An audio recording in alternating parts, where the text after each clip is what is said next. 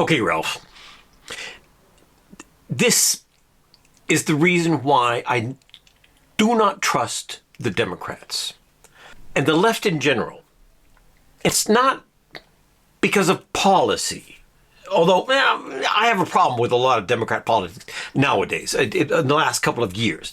I don't actually look at politics from a political perspective. You think I do, but I don't. I look at it from a rhetorical perspective. I look at it, what the words are being said and what they actually mean. And I find, again and again, when the left talk, they easily and automatically switch things around to lie, to support the lie. In this thing, you are a big fan of Jon Stewart. I don't like Jon Stewart anymore. I used to. He's a funny guy, very intelligent, but he's become a Democrat, whip. He's basically in service of the Democrats. And so he'll say anything to make the Democrats look good and the Republicans look bad. And he will lie while he's doing it. I think he knows he's doing it. He's a smart guy. I think he knows what he's doing. This is our interview with that he did with John Fetterman, who is a Democrat, but who sometimes sides with Republicans on some issues, which to me makes sense. He's kind of like a moderate, middle kind of compromise, a Democrat, as I believe in a democracy, most people should be. But in this interview, John Fetterman doesn't come across very well. I don't like him much in the interview, but whatever, that doesn't matter. There are two places in this interview where Jon Stewart lies and makes it look like he's not lying. When they're talking about there's a spot where Jon Stewart says, well, Trump, how can you support Trump? Because he's going against the Constitution. And as far as I know, that the president hasn't defied a single court order. Now, a lot of noise, but he hasn't defied any specific ones. And that's the way the system's supposed to work. Well, he has. I mean, he's defied court orders and congressional law. I mean, just even in the TikTok case. As proof that Trump is defying the Constitution, Jon Stewart said that he ignored the TikTok law. The TikTok law is that Congress made a law, not Trump, but Congress made a law, and a law is legal, binding, that TikTok has to be either canceled, forbidden, banned in the U.S. or divested of Chinese interests. So it had to be taken away from Chinese interests and centered in America because the Chinese were using TikTok to spy on Americans. Okay. And Jon Stewart says Trump immediately ignored that law. And not only that, he then gave the American TikTok to his friends, the Ellisons. But wait a minute. If he ignored the law... you guys voted that had to be divested, and he ignored that. He just didn't do it. And then he handed a pretty powerful social media tool to his friends, the Ellisons and other people. And did not divest TikTok from the Chinese. How did he give the American TikTok to his friends? Isn't that exactly what the law said? Didn't the law say you have to take TikTok away from Chinese and give it to someone in America?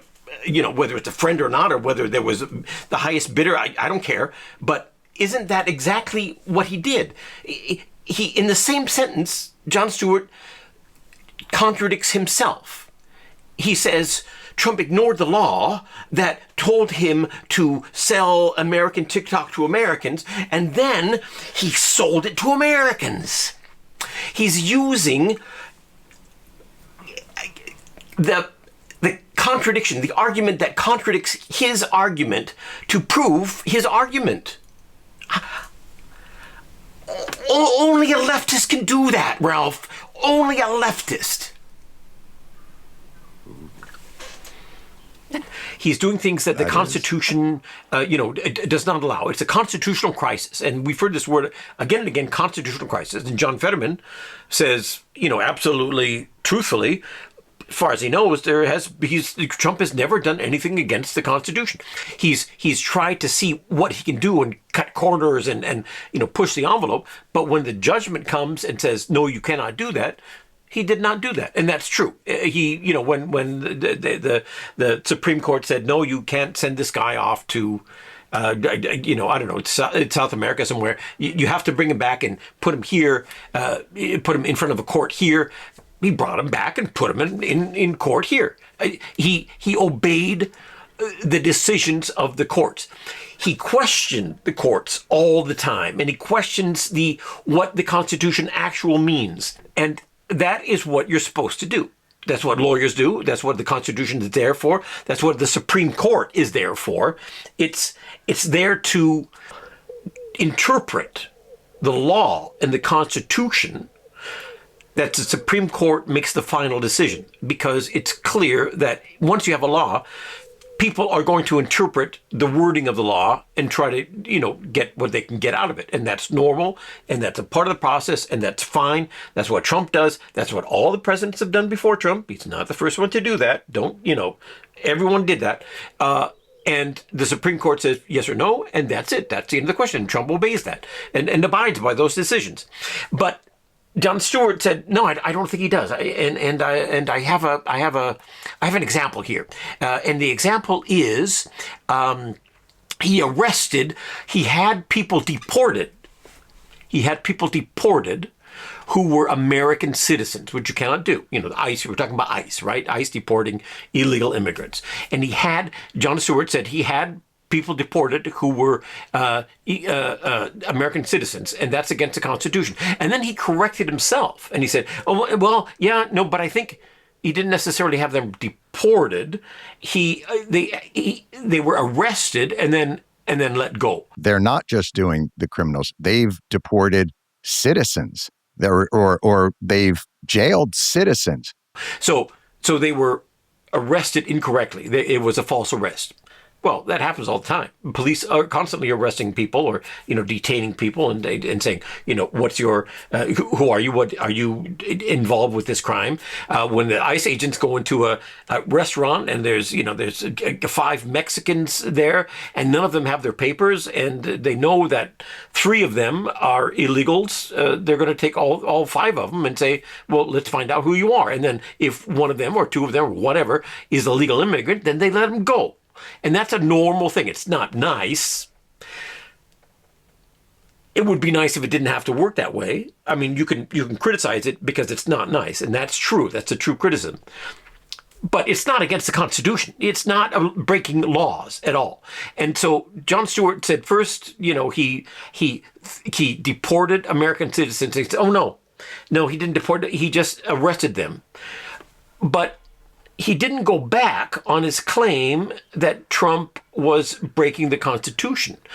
He kind of let that stand as an example of Trump breaking the Constitution, while at the same time saying it's not true. What I'm saying is not true, but it still is an example of Trump, transgressing, breaking the Constitution. The thing is, we've known, and John Stewart has known for a year or more now, that all these, when ICE, wrongly detains a legal immigrant or a citizen, that they then let them go again. We've known that the accusation that Trump is deporting citizens is wrong. It's been debunked. John Stewart knows it. Yet he still says that's an example of him ignoring the Constitution by deporting these immigrants. Of course, he wasn't actually deporting them. He was just ICE was detaining them and letting them go. But still, that's still an example. He didn't say that's still an example, but he lets it slide there. An honest person, Ralph, would say, okay, well, you know what? Come to think of it, I don't actually have an example of him breaking the Constitution. I mentioned this, but I can't actually think of one. The examples that we've always put in the press, that we made a big thing about, that there've been, headlines and people have been arguing and fighting about it. All those things have been debunked. It's not actually true. Maybe I'm wrong. He doesn't say that. He doubles down on a false claim, on a lie, Ralph, on a lie, and uses as an argument to support his lie an argument that he himself says doesn't work, is not true. It's not the politics itself. These ice guys running around, it's become so incredible, horrible. If you want to criticize it. That's fine.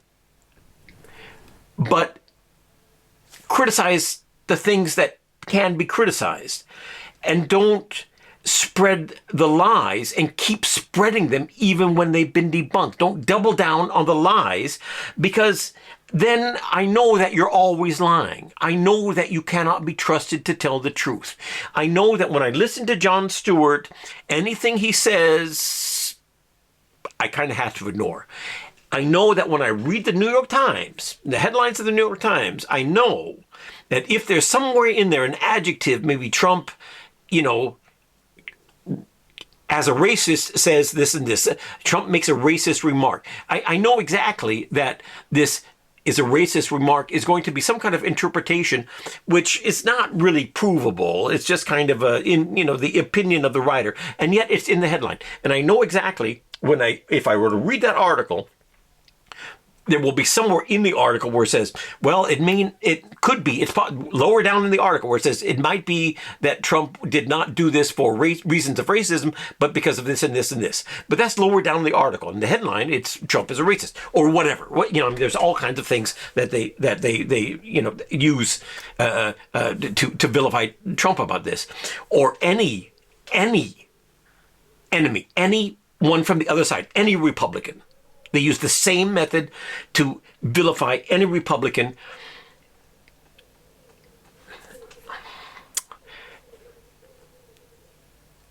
And it's so dishonest that I used to like these guys, Ralph. I used to love the New York Times. It was the flagship of journalism all over the world. John Stewart was, the funniest. He took politics and he made it entertaining and funny, and he had a moral center. And now they're just a lying bunch of assholes. And even when they're right, even if, basically what John Stewart is saying is, I don't like Trump. Well, there are plenty of reasons not to like Trump. Even when he's saying something that is valid, he is using some kind of lie to prove his point. And I don't like being lied to, Ralph. When people lie to me, and it's obvious, I think they're trying to manipulate me in a way that will not be good for me and will not be good for anyone else, but it will be good for them. And that's all they care about.